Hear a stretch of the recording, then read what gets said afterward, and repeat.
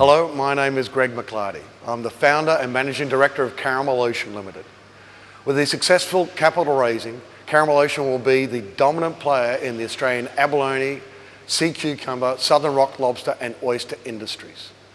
We'll have an average market share of 33% across all our categories. We'll be over 4 times bigger than the nearest competitor. We are acquiring leaders in these industries. This is a once-in-a-lifetime opportunity. My name is Andrew Ferguson, Managing Director of this business. We have two companies, Ferguson Australia and Ferguson Fisheries. I started my years fishing back in 1975 in the Southern Zone with my father, then went and bought a fishing licence, a lobster licence in 1980 and started on my journey as a lobster fisherman in my own right, and to this stage of the Ferguson Australia, an export company and producer of many fine seafood products. In 1980 we bought Delzier, a fiberglass boat, and in the Southern Zone as a lobster fisherman out of Cape Jaffa, and fished down in the Southern Zone there until '89, and then moved into the Northern Zone. Sort of had a fish shop before and had our own ideas on some of the value-added products that we wanted to do, and we sort of undertook a bit of research and then got some help with a grant from the government, and did the research and then launched the product. If we're talking about live lobsters, we're sort of working our way to around about 100 tonne. We're sort of we've a new factory here at the moment from where we were last year. So that's part of our business, and sort of that's growing all the time. As we become known as a sort of a very reliable and innovative processor amongst our suppliers, we're gaining more support. So that's fantastic, and the business is growing all the time in all areas really. We operate a receivable depot on Kangaroo Island where the lobster boats. In the winter time, that houses all our pots and fishing gear. There's 3 boats that we run on Kangaroo Island. We have lobster quota and giant crab quota. Kangaroo Island's renowned for the nice colour, the red coloured lobsters. In 2004, we entered the Brussels Seafood Show main awards, and that's called the Prix d'Elite. We were fortunate enough to be winners of 2 awards, the 2 main awards, which really catapulted us to a known entity in the European market. And we were fortunate enough because it was for the first time another country had actually won an award other than a European country. The opportunities for expanding the business and taking things to another level excites myself and my family members a lot.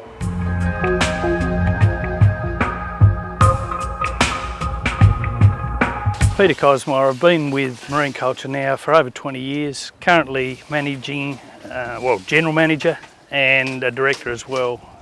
We started off with Swanport. Swanport's one of the feeder farms through to our other 3 farms in Tas. Pittwater becomes our feeder farm to Dunalley, and that Dunalley's our main finishing farm. Rick Richardson, worked for marine culture for 23 years, currently the manager of Pittwater. What the guys are doing here at the moment, they're getting the load into grade. This stock come down from Jacko's farm at Little Swanport probably about 14 weeks ago. What the guys will do, we'll take it back into shore, unload it, run it through a series of screens and pick off 3 different sizes. Those sizes will come back out into the water tomorrow afternoon. My name's Glenn Jackson, and I've been working here for about 27 years. These are the oysters we get from the hatchery. There's 1 million roughly in this tub. And what we do with these now, we'll get them up and put them into trays. We put about 27,000 in one tray, and a little scoop on each side. And we put them out in the water for about 8 to 12 weeks. 8 weeks in the summertime, 12 weeks in the wintertime, and we'll bring them in and we'll grade them. And out of that grade, we'll probably get 3 different sizes. Some have 1 grow and some will be 3 different sizes up. And we'll put them into tubes, and then from this point to this out the door, selling, is roughly 18 months to 2 years. Next 1 million oysters will probably take up about 20 odd racks of oysters, which is about 2 kilometres and that's what they'll go on to. And we don't sort of really grow them right out to here full time. We send most to the other farms, but we do grow out about 100,000 dozen a year at any one time. And it's mostly Christmas time when we sell them. It's when the good time is to sell. I'm Bob Cox. I'm Chairman of Marine Culture. Been involved with the company since '95. Marine Culture, terrifically excited by the opportunities that CMO is offering. It gives us the wherewithal, most importantly the capital, to take us to the next level. Marine culture is part of a bigger industry, and we do contribute to those industry bodies. For example, I'm involved in Australian seafood industry, which is in doing the selective breeding program for oysters, the CIRO project that's been commercialised in a joint venture with our brothers in South Australia. And this is about selectively breeding for improved performance. Not necessarily speed, because meat to shell, consistency, survivability in a changing climate, it's all important. It's amazing what attributes are actually built into the oyster's genes as opposed to what farming practices do. It's a very exciting industry involved in. It's on the cusp of greatness, and it just needs a little bit of impetus. It needs to be made into a proper company operation and move from the family operations.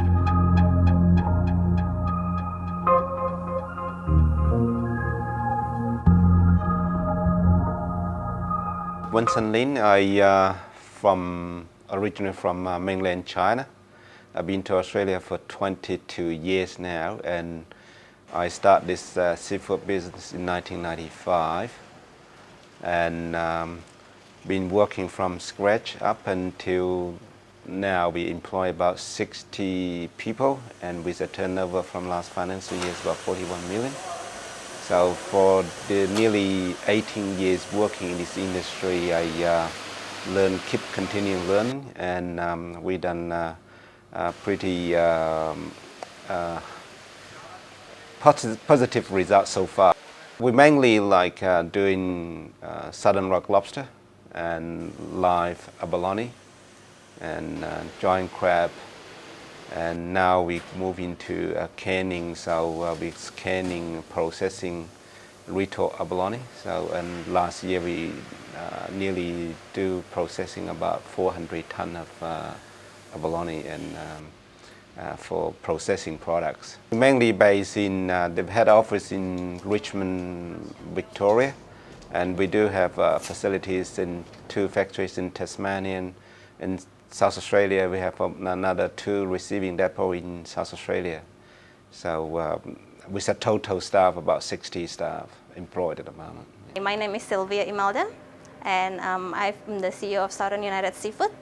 I've been with the company since 2008, and I started my position as an account payable, and then build it up now to CEO. Hi, I'm Stuart Graham. I'm a director of Southern United Seafoods, been here for more than 3 years now. I helped Winston set up the cannery. He'd bought some really nice equipment that he was having trouble commissioning, and with my experience in the industry, I found that very easily to take it from a very small scale operation to the size that it is now. He told me originally he wanted to be able to process 400 tonnes minimum a year. We achieved that level within the first 18 months. Spent all my working life in the food industry, and the last 25 years exclusively with abalone, lobster, live king crab. Been some real investment in plant and equipment. We've got probably the best retort in the industry, gives us very consistent quality for cooking of the product. The yield is maintained from one can to the other. It's a very clean operation, and we're currently processing about 400 tonnes. And we could easily process 100 times that if we had to. So 1,000 tonnes is not a problem at all. With seafood delicacies, which used to be Lonamar Australia and Tas Seafoods, there's no real scale in the industry that enables you to put best production practice into place to handle the volume efficiently. Given the fact that we have invested in another retort, and the technology we're using to stabilise the product at the other areas of harvest, that I believe we could easily handle the full capacity of the industry with only a small amount more investment. My name is Jared Dempsey, and I'm the Chief Financial Officer of CaroMel Ocean. I have been involved with CaroMel now for 3 years. I started my career in Australia in 1980 when I joined Pricewaterhouse. I worked in their corporate services department and also in receiverships and liquidation.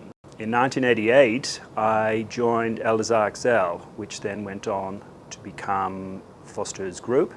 I had various finance roles in my time at Foster's, ending up then looking after group finance, looking after all statutory management and board reporting for the group. Well, I really I'm happy to be involved with this venture. I feel really excited about being part of it. It's a tremendous vision that Greg has for the seafood industry in Australia, and I'm really pleased to be part of it.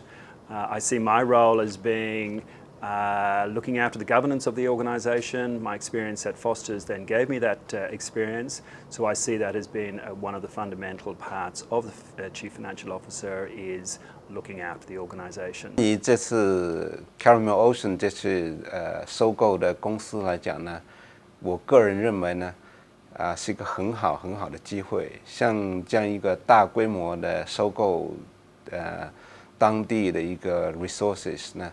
是不容易的，很少有这种机会的。一般是买1、2个、2、3个这样的，一下子买几百个这个 unit abalone quota 是不容易的。所以呢，像这种情况，目前这个行业来讲呢，都比较分散。所以如果有一家大公司一下子把它收购起来以后，会成为一个行业的领头。还有一个做画室的一家这样的公司的话，有定价权利一个公司的话，可能会基本上可以肯定未来那个回报会相当高的。我觉得呢这个是放弃这种机会是一个 lifetime 这样出现一趟的这种机会来的。如果我自己有钱的话，我也会这样去收购。我公司其实也想发展往这个方向发展，但是呢，那是很多年以后才有可能达到的一点。但是呢，这样一次机会马上一步能够达到的话，我也很期待着有机会跟你们一起去工作，这个是很好的机会。谢谢。